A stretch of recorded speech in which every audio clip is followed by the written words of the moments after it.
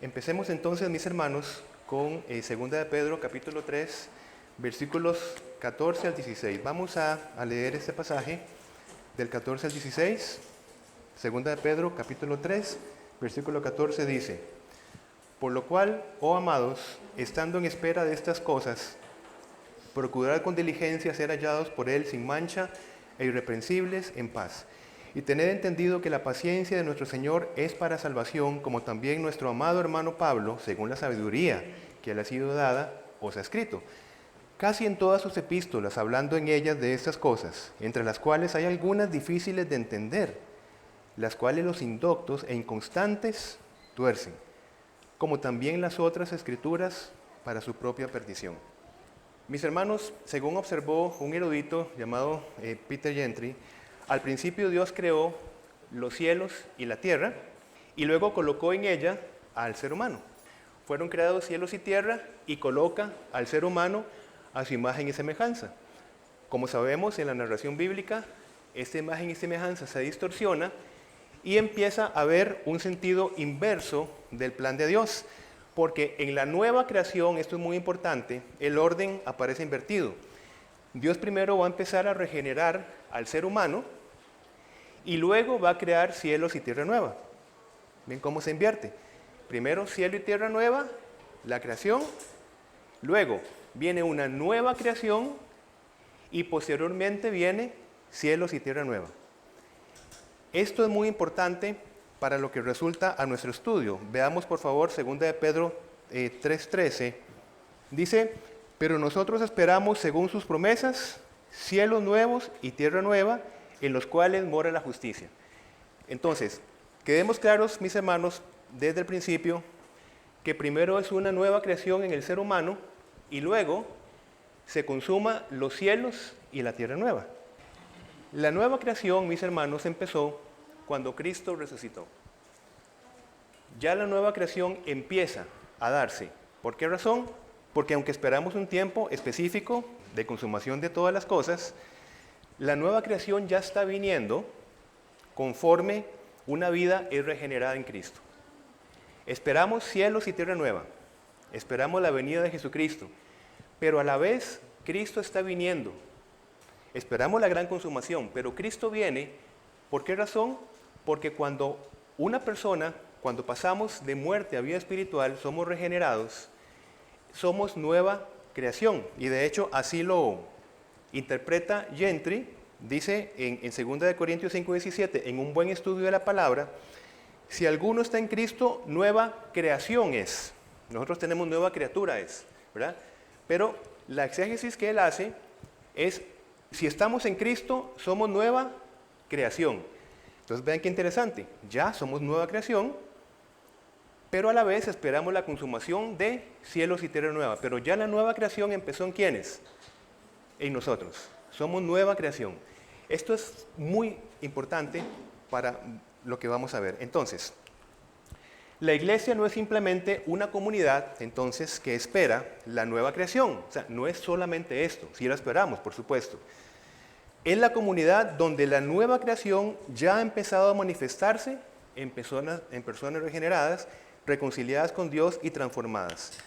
De hecho, si nosotros vamos a 2 de Pedro 1:3, lo que dice es que ya todas las cosas que pertenecen a la vida y a la piedad ya fueron dadas a la iglesia, a nosotros, a cada uno de nosotros. Todas las cosas, dice. Es decir, en Cristo somos nueva creación. Sobre esto que estamos poniendo, mis hermanos, tenemos dos anuncios esperanzadores para el mundo: que Cristo viene y que Cristo está viniendo.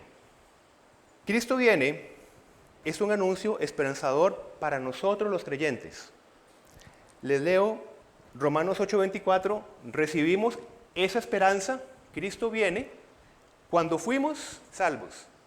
La esperanza de que Cristo viene es principalmente un anuncio para el salvo. Recibimos esa esperanza, Cristo viene para la comunidad redimida. Recordemos que estamos hablando de dos anuncios: Cristo viene y Cristo está viniendo. El segundo anuncio, Cristo ya está viniendo, se va a manifestar cuando este pueblo redimido empezamos a integrar lo que creemos y lo que vivimos. Así anunciamos que Cristo está viniendo. Para el no creyente, mis hermanos, este primer anuncio, Cristo viene, no es tan relevante. Y de hecho Pedro habla de burladores. Cristo viene, eso es lo que vemos en los puentes, ¿verdad? Cristo ya viene, pintado en rojo. Pero el mundo necesita ver el punto 2. Cristo ya está viniendo. En cristianos, que tenemos fuerte la esperanza, Cristo viene porque somos salvos, pero en personas que necesitan ver que Cristo está viniendo, para que el primer anuncio, Cristo viene, ya tenga la magnitud suficiente. Para el mundo, entonces, va a ser más relevante ver que Cristo está viniendo, ver cristianos que integran lo que dicen creer con lo que viven. Entonces, dos anuncios. Cristo viene y Cristo está viniendo. ¿Por qué decimos Cristo está viniendo? Porque somos nueva creación. Entonces, Cristo está viniendo en la nueva creación y a la vez vendrá a consumar cielos y tierra nueva. Pero ya está viniendo en una creación de vida en cada uno de nosotros. Ya está viniendo conforme cada persona va siendo converso, trasladado al reino de Cristo, se va entonces formando la nueva creación. Debido a que Cristo viene, Pedro entonces da el punto, vamos a capítulo 3 por favor, en el versículo 14, y conecta el por lo cual. Cristo viene. Este anuncio, los burladores decían, Cristo no va a venir. A la iglesia, como Cristo viene, Pedro dice, por lo cual, oh amados, estando en espera de estas cosas, procurad, y vamos a ver si lo enlazamos con el punto 2. Procurar con diligencia ser hallados por Él sin mancha e irreprensibles en paz. El mensaje de Pedro en esta parte es poner nuestra atención en mostrar al mundo que Cristo está viniendo. No solamente que Cristo viene, por supuesto es el mensaje esperanzador, pero otra vez, para el mundo va a ser más relevante ver que Cristo ya está viniendo en cada uno de nosotros. Hay más, digámoslo así, credibilidad. La sola palabra es autoridad. Si la palabra dice Cristo viene, ya está, no necesitamos ninguna otra prueba. Pero es muy necesario para los que ven ver que Cristo está viniendo para que haya una credibilidad. Por ejemplo, si yo en mi casa pongo Cristo viene en el muro de mi casa, en rojo y grande, pero yo no muestro que Cristo ya vino, ese mensaje no va a ser relevante. Aun cuando el Cristo viene lo ponga bien grande. Otra vez, por lo cual, oh amados, estando en espera de esas cosas, procurad con diligencia ser hallados por Él, cuando venga, en nuestra esperanza, sin mancha e irreprensibles, en paz. En versículo 15 dice, y tened entendido que la paciencia de nuestro Señor es para salvación. Y aquí me detengo, porque es muy importante. La paciencia de Dios cumple dos direcciones, mis hermanos. Para el no creyente, la paciencia de Dios es un tiempo de oportunidad para arrepentirse y creer en Cristo para salvación eterna. Esa es la paciencia para el no creyente. Estamos en tiempo de gracia. Pero también hay una paciencia de Dios ya para el creyente. Para el creyente es un tiempo que Dios nos concede, ya salvos, un tiempo también de oportunidad para madurar espiritualmente, según las riquezas de Cristo que ya operan en nosotros. Si nosotros vemos Dios es paciente y lo trasladamos inmediatamente, es paciente para el que no cree, para dar tiempo para que se arrepienta, es correcto. Pero desenfocamos la dirección hacia nuestro propio corazón. Dios también es paciente con nosotros, para con la iglesia, para que haya una madurez espiritual, mientras le esperamos. ¿Para qué? Para que se refuerce el segundo mensaje de que Cristo está viniendo. Entonces es la paciencia de Dios, porque notemos el versículo 3:9, el Señor no retarda su promesa, la de la venida, ¿no? Según algunos la tienen por tardanza, sino que es paciente y miren cómo integra para con nosotros. Entonces cuando yo leí el texto yo decía, claro, la primera dirección es paciencia para el que no cree, ciertamente sí es. Pero nosotros, ¿cómo se aplica la paciencia de Dios para nosotros? Si hablamos de santificación progresiva, por supuesto. Mis hermanos, si hablamos de asuntos pendientes. Nada más digo con mucho cuidado de que tampoco caigamos en decir, claro, yo llevo 30 años resolviendo un asunto pendiente, porque tengo una santificación progresiva. O sea, lo que quiero decir es el equilibrio de que la paciencia de Dios para usted y para mí está aplicado para que nosotros resolvamos estos asuntos pendientes. ¿Para qué? Para que el anuncio Cristo está viniendo tenga más relevancia para el mundo. Vean el enlace que estamos tratando de poner acá. Si yo sigo mi identidad desde asuntos pendientes, el mundo no ve tanto que Cristo ya vino. Entonces es un tiempo de oportunidad para usted y para mí también. Es la paciencia de Dios para su iglesia, no solamente para el no converso. Y tenemos todas las de ganar, porque tenemos todas las riquezas de Cristo a nuestra disposición, por gracia. Entonces, que este mensaje nos haga ver de una manera más completa la paciencia de Dios, que también está aplicado para nuestra vida. Porque es necesario que nosotros, en este tiempo de gracia también, nos volvamos al Señor para que, de nuevo, cumplamos un propósito esencial de anunciar en la misión. No es solamente anunciar, sino es nosotros vivir mientras anunciamos. Y así anunciamos que somos nueva creación. Si nosotros decimos, vendrá una nueva creación, ¿verdad? Todo se ve como allá, ¿verdad? Esa es nuestra esperanza porque somos salvos. Ya lo vimos en Romanos. Y decimos amén a esto. Solamente necesitamos la palabra del Señor para aceptarlo y creerlo con toda confianza. Pero hablamos del no creyente, que no es salvo. Y esa esperanza no está en la palabra de Dios, como primer punto, sino en lo que ve en el creyente ya transformado y siendo nueva creación.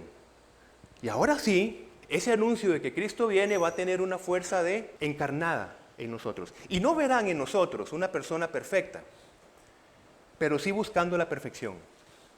Una persona dependiente, una persona que cae, pero una persona que se levanta en Cristo. Una persona que no refuerza aquello que antes era habitual, sino que ya busca como agua en el desierto y ser cada vez más una nueva creación. Cuando somos inmaduros y conservamos pecados sin tratar, normalizamos malos tratos relacionales, por ejemplo, sin buscar reparación o heridas causadas, no perdemos automáticamente nuestra salvación, por supuesto, pero sí debilitamos ante el mundo el anuncio visible de que Cristo ya está viniendo. Yo lo meto dentro de exasperar también a nuestra familia o a nuestros hijos, dentro de ese concepto. Entonces, ¿qué necesita verse en el creyente como nueva creación? No es perfección, porque nos pondríamos una carga que ninguno de nosotros podemos llevar en la naturaleza que tenemos aún, sino humilde dependencia, reparación, fruto progresivo y sostenido en el tiempo. Vamos a 2 Corintios 5:17, por favor. 2 Corintios 5:17. De modo que si alguno está en Cristo, ese es el texto que decía, nueva creación es, las cosas viejas pasaron, he aquí todas son hechas nuevas. Y sígueme acá con atención, por favor, mis hermanos. Todas las cosas viejas pasaron no significa que nosotros, ya siendo nueva creación, nos desentendemos de las heridas, de las cosas que hicimos en nuestra vana manera de vivir.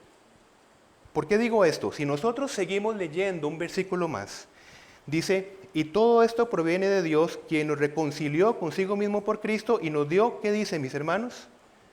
El ministerio de la reconciliación.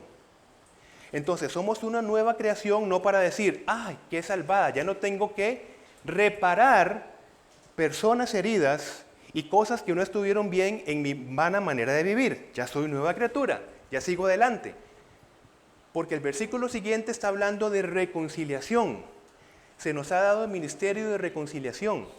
Ahora sí, nosotros, en Cristo, porque somos nueva creación, podemos volvernos y tomar la iniciativa para reparar. Por eso hice énfasis en que una característica de ser nueva creación es reparar. Reconciliación. Claro, es más fácil para mí Si yo tuve, por ejemplo, familiares que herí antes de Cristo, es muy fácil, por ejemplo, yo refugiarme acá en una nueva comunidad, cantar y todo, y yo me desentiendo, ya, listo, ya estoy nueva criatura. No, el 18 me está llevando a un ministerio de reconciliación y me está llevando a vivir esto. Por lo tanto, si presentas una ofrenda en el altar del templo y de pronto recuerdas que alguien tiene algo contra ti, deja, porque ya nos ha sido dado el ministerio de reconciliación y en las riquezas de Cristo, deja la ofrenda allí en el altar, anda y reconcíliate con esa persona. Luego ven y presenta tu ofrenda a Dios. Esto significa ser hallados en paz también, cuando Cristo regrese. Y vean que el mensaje está dado para el creyente, el que es nueva creación, porque ya somos capacitados para el ministerio de la reconciliación. Lo estamos leyendo en 2 de Corintios, ¿verdad? Estamos ya capacitados para esto. Entonces, si a la iniciativa que nosotros tenemos de aplicar el ministerio de reconciliación, ¿por qué razón? Porque somos nueva criatura. ¿Y por qué razón? Porque necesitamos anunciar con esta acción que Cristo está viniendo. Todo enlazado. Si en esta acción nosotros vamos con personas, en general, que deciden, a pesar de la iniciativa que en Cristo estamos ya capacitados, permanecer en resentimiento y en amargura, si la persona decide permanecer, vivimos, entre otras cosas, Romanos 12:18. Hagan todo lo posible por vivir en paz con todos. Hagan todo lo posible. La madurez espiritual no consiste en controlar la respuesta del otro. El hecho que nosotros somos nueva creación no significa que nosotros tomamos control de la respuesta de otra persona. Si la persona quiere permanecer en resentimiento, en amargura, nosotros hicimos lo que ya estamos capacitados en Cristo. No significa que controlamos el resultado relacional. Así que la paciencia de Dios, mis hermanos, se convierte ciertamente para nosotros en tiempo de santificación, reparación y sanidad de nuestros asuntos pendientes relacionales. Si una persona fue abusada, Dios no la llama a buscar al agresor, en esta dinámica que estamos viendo, para forzar una reconciliación que no es segura ni verdadera. En este caso, vivir Romanos 12:18, cuanto depende de ustedes, estén en paz con todos, ¿verdad? Puede significar precisamente tomar distancia, protegerse y aceptar que la separación definitiva también puede ser parte de la paz a la que Dios nos llama, en estos casos. En caso de violencia, termino, la reparación le corresponde al agresor. La víctima no está obligada a exponerse otra vez para demostrar que está en Cristo. Hago esta salvedad por el ministerio en el que el Señor nos ha llamado y espero que quede claro, mis hermanos, este mensaje. La paciencia de Dios empecemos a verla también como una inquietud para nosotros, un tiempo de gracia para usted y para mí. Sí, yo puedo estar arrastrando cosas. Pero repito, no puedo pasar 40 años diciendo que estoy tratando un asunto por allí. Porque en cuanto más tiempo pasa, se deja ver el que soy una nueva criatura. Y si anuncio un Dios que repara y no se ve, de allí saltar a decir, Cristo viene a hacer todas las cosas nuevas, bueno, empecemos con verte a vos como nueva criatura. Para que el anuncio de que Cristo viene no llegue a oídos de burladores, como en el caso de los tiempos de Pedro y como estamos ahora. No es un mensaje relevante, mis hermanos, si somos puntuales, de verdad que sí. Para nosotros es vida. Pero tal vez no en todos los casos, pero realmente no es, otra vez, relevante para el mundo no creyente decir Cristo viene. Si lo vemos con atención, no les importa. ¿Pero por qué razón? No por Cristo, sino por los cristianos. Entonces este anuncio es ser diligentes, va a decir Pedro. Diligente realmente es tomar partida, no perder tiempo, digámoslo así, sean diligentes. Terminemos otra vez con 2 de Pedro, ya viéndolo desde esa perspectiva. Bien, versículo 14. Por lo cual, vean que está hablando de un juicio que viene por fuego, un juicio moral que viene a destruir completamente el pecado. Por lo cual, oh amados, estando en espera, nosotros, estando en espera de ese juicio, Procurad, dice, con diligencia. Y ahí está el punto de no arrastrar asuntos pendientes años de años de años. Seamos diligentes en buscar medios y recursos, desde los medios de gracia, para empezar a tratar ya nuestros asuntos pendientes. Ya. Hay muchos recursos desde muchas líneas. Eso es diligencia. Que nosotros seamos hallados diligentes por Él, sin mancha e irreprensibles, en paz. Entonces, mis luchas pueden darme un sentido de paz en tanto yo me vea diligente, reparando en Cristo mis asuntos pendientes. ¿Ven? Esa linda tensión que estamos poniendo acá. Yo me veo en paz, todavía arrastrando asuntos pendientes, en tanto, aquí y ahora, yo esté siendo diligente para tratar esos asuntos pendientes. ¿Me explico? No es lo mismo decir, yo arrastro asuntos pendientes, a decir, yo arrastro y en este momento estoy siendo diligente en Cristo para que esos asuntos sean tratados. Son dos cosas muy diferentes. Y aun cuando los viva arrastrando, yo voy a estar en paz, porque sé que soy diligente. Y si Cristo viene, me halla con asuntos pendientes, pero quiero que me encuentre en paz, porque me encuentra en dependencia de Él. No me encuentra como, no me importa mi falso testimonio. Las heridas que causo hoy y ahora. Y si Cristo viene ahora, no me encuentra en paz, porque no estoy siendo diligente. Ese es el punto que quiero decir. No perfección, sino diligencia. Veamos versículo 16, porque ahora Pedro va a hablar de algo sumamente importante que necesitamos o entender o repasar bien. Casi en todas sus epístolas, hablando en ellas de estas cosas, está hablando de Pablo, entre las cuales hay algunas difíciles de entender, las cuales los indoctos e inconstantes tuercen, y atendamos de una vez acá cómo Pedro va a equiparar el escrito apostólico de Pablo con las escrituras, que digámoslo para nosotros el Antiguo Testamento. Pero vean la línea de autoridad, dice, como también las otras escrituras para su propia perdición. Y allí nos vamos a concentrar, mis hermanos, y les pido de verdad esforzarnos por este tiempo de atención, porque va a ser muy edificante. Jesús, mis hermanos, confrontó en su tiempo a los maestros de la ley por haber confundido la palabra de Dios con tradiciones que añadían a la autoridad de la Escritura, ¿verdad? Confrontó por las tradiciones, pero Jesús nunca confrontó a esos maestros de la ley por haber supuestamente añadido otros libros a la Torá, dividido entre ley, profetas y escritos. Quiero decir, a pesar que añadían tradiciones humanas, el reconocimiento de los libros, de los escritos, de la escritura, Jesús nunca los enfrentó diciéndoles, ustedes están hablando de escrituras no inspiradas. Eso es lo que quiero decir, ¿verdad? Cuando termina Malaquías, el tiempo de Malaquías, hasta lo que conocemos nosotros con el Nuevo Testamento, es un tiempo aproximadamente 400 y tal de años, que se conoce como el tiempo de silencio, donde no se levantó profeta allí. En este tiempo donde no se levantó profeta, se escribieron unos libros que conocemos como apócrifos. Por ejemplo, en el Antiguo Testamento, Tobit, Macabeos, Judith, añadidos griegos a Esther y a Daniel, Baruch. Estos libros, que en algunas versiones sí están, los mismos judíos no los vieron como inspirados, porque el Señor no levantó profeta en este tiempo, en así dice el Señor. Por eso nosotros no los tenemos en nuestra Biblia. Son libros apócrifos, no deuterocanónicos, porque la expresión significa que fueron añadidos en el canon después.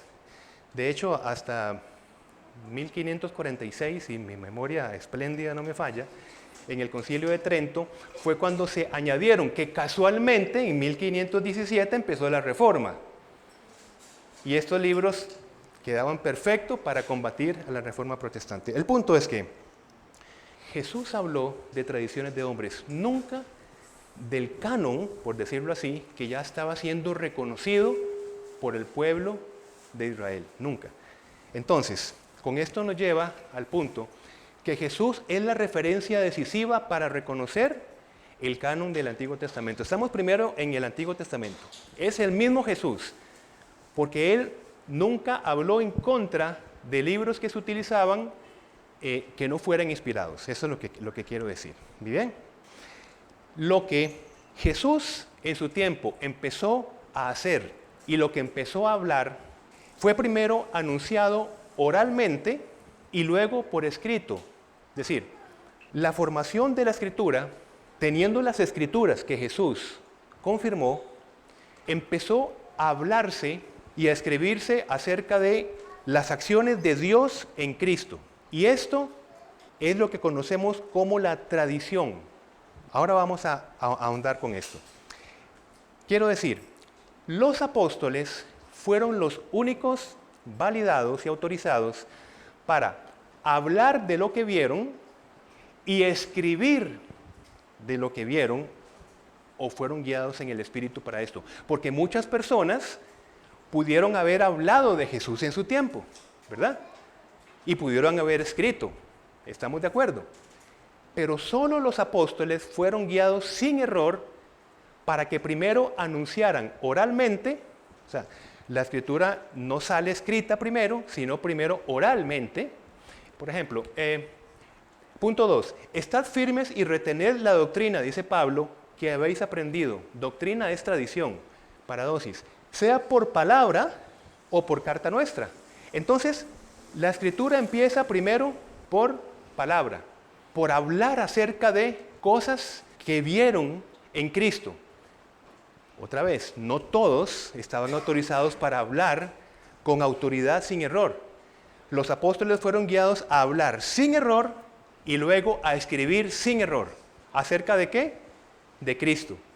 Entonces, el añadido de las Escrituras del Antiguo Testamento, empezaron a sumarse la obra redentiva de Dios en Cristo. Básicamente ese es el Nuevo Testamento. Por eso es que he dicho muchas veces en nuestras Biblias hay rojitas en las palabras de Jesús. Eso no es así.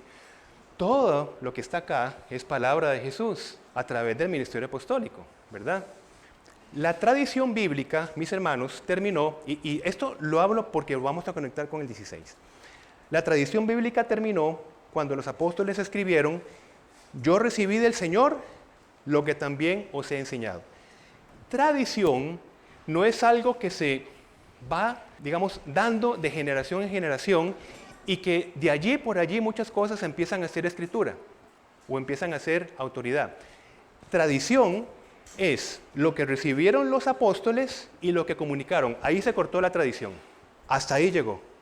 Porque luego tradiciones, tanto judías como eclesiales, piensan que una iglesia es más firme porque tiene una tradición histórica. La tradición empieza cuando un apóstol autorizado recibe y transmite. Listo, se terminó. Eso es tradición, no es estarse pasando nuevos, digamos, elementos doctrinales que de repente uno dice, pero eso no está en la Escritura. Sí, pero forma parte de la tradición y tiene la misma autoridad que la palabra de Dios. Se malentiende lo que es autoridad. Ustedes son una iglesia sin tradición. Explíqueme qué es tradición. Y ya entendemos que tradición es recibo, los apóstoles solamente, transmito. Y ese ejercicio no es sucesivo, solamente en los apóstoles. Y tenemos un cuerpo de doctrina por tradición apostólica. Por ejemplo, vamos a Judas, nos adelantamos un poquitito, Judas versículo 3. Judas versículo 3 dice: amados, por la gran solicitud que tenía de escribiros acerca de nuestra común salvación, me ha sido necesario escribiros exhortándoos que contendáis ardientemente, y ese es el punto, por la fe que ha sido una vez dada a los santos, por paradosis, por tradición. Una vez. Lo que transmitieron los apóstoles, ahí se cerró la tradición. Esa es la fe, el cuerpo de fe. Eso se llama la fe objetiva. Ese es el cuerpo de fe que tenemos nosotros. Van a ver cómo lo vamos a enlazar. Aquello que se escribió, esto es importante, con respecto a lo que Cristo hizo o Dios hizo en Cristo por medio de los apóstoles, tuvo tal autoridad que eso es lo que se conoce ahora como Nuevo Testamento. A la par, la autoridad de las Escrituras del Antiguo Testamento. Poner la misma autoridad de los escritos de los profetas, que eran los tipos, empieza a añadirse el canon del Nuevo Testamento. Pero de verdad, espero que haya quedado claro. ¿Cómo se escribe el Nuevo Testamento y por qué? Porque narra la obra de Dios en Cristo, simplemente. Y Cristo es el cumplimiento de la profecía. Y por eso es que tuvo autoridad. Y ese ejercicio solamente recayó, no en todos los que lo vieron, sino en los apóstoles, que fueron guiados sin error. Por eso, digo esto para decir, en nuestro texto de 2 de Pedro, vean que en el 16, Pedro va a equiparar las Escrituras con lo que dice Pablo, con los escritos de Pablo, la misma autoridad. No solo, mis hermanos, los apóstoles escribieron, y aquí vamos con un punto importante.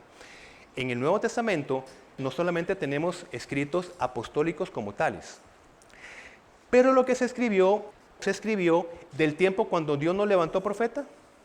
Era un tiempo donde no había, digamos, voz de Dios.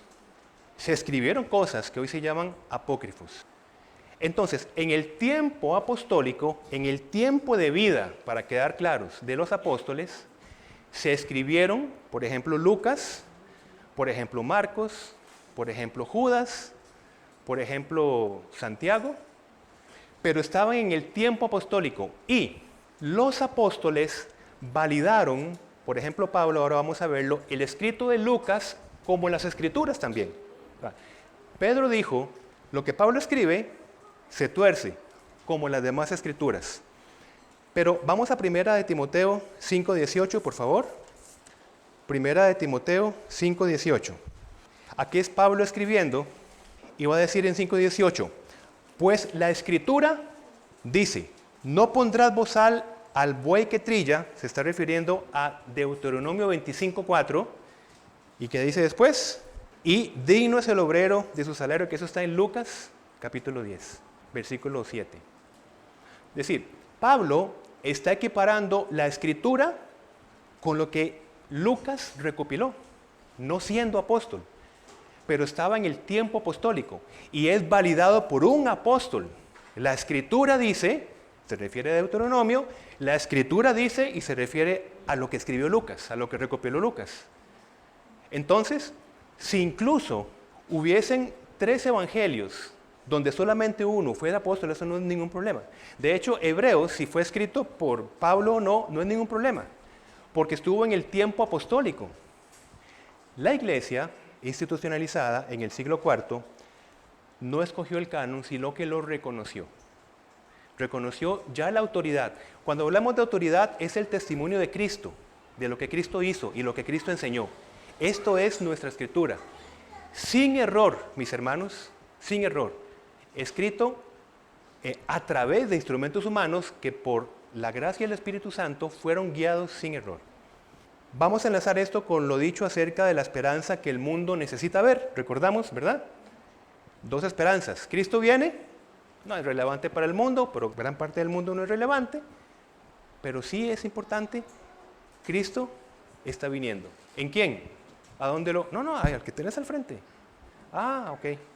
Cristo está viniendo, porque soy y somos una nueva creación. Vamos a Juan 17:20 para enlazar esto que acabo de decir. Juan 17:20. ¿Cuál es el punto? El mundo necesita ver. Una de las cosas que el mundo necesita ver, aparte de evidentemente el testimonio en todo sentido, moral, es también la unidad. 17:20 leemos. Mas no ruego solamente por esto, se está refiriendo a los apóstoles, no a los cristianos en general, a los apóstoles, ¿no? No ruego solamente por esto, sino también por los que han de creer en mí, por la palabra de ellos. Y vean el versículo siguiente. ¿Para qué propósito? O sea, ¿por qué creer en la palabra apostólica? ¿Verdad? Para que todos sean uno, como tú, oh Padre, en mí y yo en ti, que también ellos, nosotros, sean uno en nosotros, para que el mundo... Entonces, ¿en qué falla el punto? en que aquí cada uno inventa un montón de doctrina, porque no hay unidad debajo de la autoridad apostólica. Entonces, cuando la iglesia se vuelve a la autoridad apostólica y no añade doctrinas por allí, entonces hablamos de unidad. Cuando usted quiere ver un tema de algo, lo que usted quiera, usted póngalo en el internet y va a ver, usted dice, no, ya, mejor no veo nada. Aquí parece que todo el mundo piensa diferente. Todo el mundo tiene sus posturas denominacionales, en lo que sea. Pero muy probablemente, si revisamos esas tradiciones denominacionales, en algún momento se desviaron de la atención apostólica, sea inventando nuevos apóstoles, o sea desacreditando lo dicho por los apóstoles. Y con esto se empieza a tergiversar la unidad, para que el mundo crea. Entonces, qué importante es que nosotros, hago una pregunta retórica, ¿es importante que nosotros volvamos a la unidad apostólica o no? Para que el mundo crea, dice mis hermanos. La iglesia no es la reunión de creyentes en un solo Dios, sino es la comunión de los regenerados por Cristo bajo el fundamento apostólico, no sucesivo.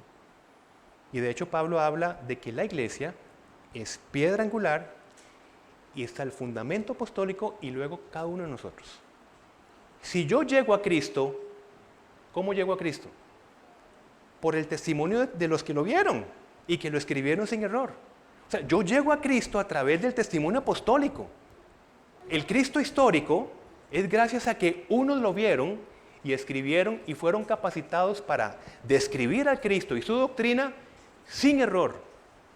Por eso hablamos de los dones espirituales que en el tiempo apostólico cumplían un propósito específico. Por eso hablamos de esto y no quiero repetir el punto, seguramente hablaremos después. Entonces, la unidad no es reunión en un solo Dios, sino es la unidad en Cristo bajo el fundamento apostólico no sucesivo. Por esa razón, el ecumenismo, que pretende unir confesiones por una paz sin la verdad del Evangelio, no edifica a la iglesia, sino que confunde su identidad, por decirlo de alguna manera. Buscar la paz entre religiones confunde al mundo porque la iglesia pierde su identidad. ¿Por qué pierde su identidad? Porque nuestra identidad está en Cristo a través de los que lo vieron, del ministerio apostólico. El ecumenismo no es unidad, sino es una palabra que tiene que ver con eirene, que es paz, que se llama irenismo, que es buscar la paz a costa de que no hayan conflictos. La paz por cualquier forma, sin que nadie, digamos, se moleste, digamos. Ese es el concepto de irenismo. Pero Jesús dijo, les doy mi paz, pero no se la doy como la dan los que son del mundo, en Juan 14, 27. También, ser hallados en paz cuando Cristo regrese, vayámonos de nuevo a 2 de Pedro. Quiero dejar dos direcciones. ¿Qué hablamos en la primera parte acerca de ser hallados en paz? ¿Recuerdan? ¿Cómo yo como creyente puedo entender ser hallado en paz si Cristo viene hoy? Que nos vea en diligencia, tratando nuestras heridas, asuntos pendientes, inmadurez. ¿Es posible ser inmaduro? Sí. Lo que no se vale es no ser diligente en contra de la inmadurez. Que pase domingo tras domingo, semana tras semana, año tras año, y los que están alrededor dicen, pero eso no es ser diligente. No es venir cada domingo o irlo alternando. Eso no es ser diligente. Dios tiene paciencia con nosotros para tratar nuestros asuntos que usted conoce muy bien, y yo también, de los míos. Y Dios está esperando, como espera que el inconverso se vuelva a Él, espera que usted y yo seamos diligentes. Y que empecemos a mostrar en nuestro prójimo, en nuestra casa, que somos una nueva creación. Eso es el primer punto de paz. El otro punto de la paz significa edificado sobre el fundamento apostólico. Que nosotros vivamos nuestra vida fundamentados en la autoridad apostólica. termino con una pregunta. ¿Qué pasa con el canon si se descubre hoy un texto apostólico? Ahora que una excavación y de repente, se encontró la primera de Corintios, ¿verdad? Por ejemplo, que la primera no es la primera, ¿verdad? Se encontró esto, o se encontró otra, o la carta a la Odisea, por ejemplo, que se menciona. ¿Qué pasa con esto? Un escrito no era canónico solo por haber sido escrito por un apóstol. Aquí ya empezamos a abrir la cortina. Un escrito no era canónico solamente por escribir un apóstol. Vamos a ver por qué. Dios guió a los apóstoles, ciertamente, para transmitir sin error el mensaje de Cristo. Pero Dios también preservó solo aquellos escritos que debían servir como norma permanente para la Iglesia universal. Dios mismo. Por eso, si existió una carta apostólica a la Odisea, por ejemplo, que no quedó en el canon, porque eso se menciona en Colosenses 4:16, y que no la tenemos en el canon, no debe verse como una pérdida doctrinal, sino como una carta útil para una iglesia concreta, apostólica y con autoridad.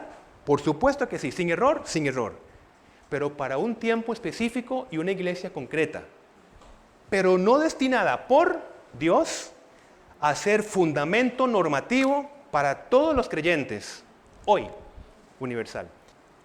Y así nosotros entendemos que a Dios no se le pasa nada, mis hermanos. Es que hubo unos añadidos por ahí. El mismo Dios que capacita a hombres sin error para que hablen y escriban sin error es el mismo Dios que ha escogido aquello necesario para nuestra salvación. Y terminemos con Juan 20, por favor.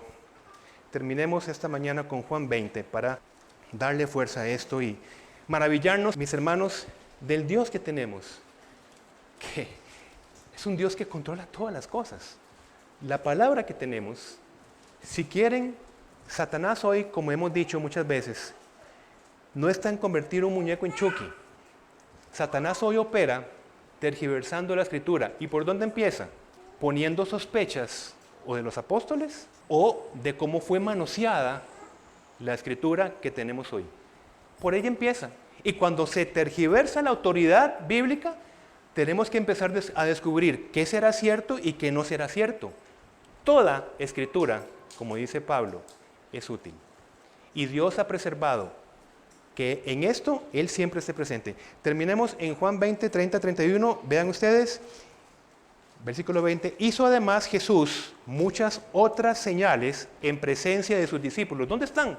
Vamos a buscarlo. Tal vez se encontraron en una cueva. No sé. Porque hizo muchas, ¿verdad? Y empiezan las conspiraciones, ¿verdad? Las cuales no están escritas en este libro.